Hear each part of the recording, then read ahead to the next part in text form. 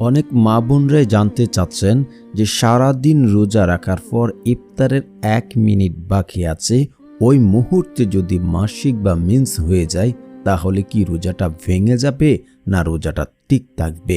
কারণ সারাদিন কষ্ট করে 1 মিনিটে যদি মেন্স হয়ে যায় তাহলে কি রোজাটা কি হবে না নষ্ট হয়ে যাবে, সেই বিষয়ে অনেকে জানতে চাচ্ছেন। দেখুন, আপনাদেরকে ডিটেলসে আলোচনা করে বুঝিয়ে দেব ইনশাআল্লাহ। তাই বলছি, টেনে ভিডিও দেখবেন না আর চ্যানেলটি সাবস্ক্রাইব করে পাশে থাকবেন।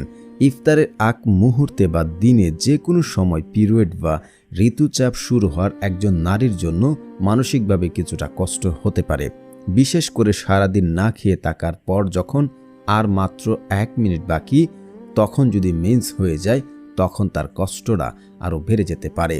তখন অনেকে মনে করবেন যে আর 1 মিনিট তো রয়েছে, এখানে রোজা ভাঙবে না। আবার অনেকে মনে করেন রোজাটা ভেঙে যাবে। তার মূল সঠিক তথ্য কি? রোজা কি ভেঙে যাবে না ভাঙবে না?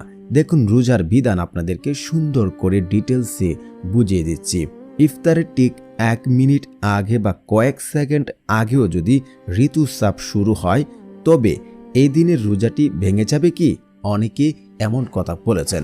যদি ভেঙে যায় তাহলে ওই 1 মিনিট বা তার আগেও যদি ভেঙে যায় তাহলে কি করণীয় বা কি করতে পারি?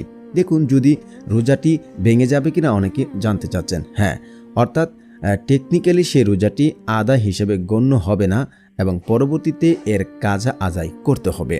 যদি আপনার ইফতারের 1 মিনিট সময় রয়েছে, এর সাথে যদি আপনার মেন্স হয়ে যায়, মাসিক শুরু হয়ে যায়, তাহলে আপনার রোজাটি ভেঙে যাবে।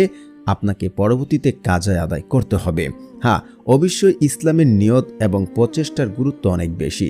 আপনি সারাদিন আল্লাহর সন্তুষ্টির জন্য না খেয়েছিলেন, তাই আপনার সারাদিনের ইবাদতের সওয়াব নষ্ট হবে না। এটি একটি প্রাকৃতিক প্রক্রিয়া যা আল্লাহর পক্ষ থেকে নির্ধারিত, তাই এতে আপনার কোনো ত্রুটি নেই। করণীয় কি এখন আপনার? যেহেতু রোজাটি ভেঙে গেছে, তাই আজান হওয়ার আগে আপনি চাইলে পানি বা সামান্য কিছু খেয়ে রোজা ভাঙতে পারেন। তবে লোকচক্ষু অন্তরালে বা গোপনে খাওয়াটাই আদব। রমজান শেষ হওয়ার পর সুবিধাজনক সময়ে এই রোজাটি কাজা বা পরবর্তীতে একটি রোজা আদায় করে নিতে হবে। রমজান এই দিনগুলোতে ইবাদত শুধু রোজা রাখার মধ্যে সীমাবদ্ধ নয়। পিরিয়ড চলাকালীন আপনি বেশি বেশি জিকির, তাসবিহ ও দোয়া করতে পারেন। আশা করছি প্রিয় বোনেরা আপনারা বুঝতে পেরেছেন যে শুধু 1 মিনিট আগে নয়, আপনারা যদি সাহারি খাবার পরেও যদি মেন্স হয়ে যায় তাহলে যেমন আপনার রোজাটা হবে না, ঠিক তেমনি 1 মিনিট আগে হলেও আপনার রোজাটি হবে না, ভেঙে যাবে।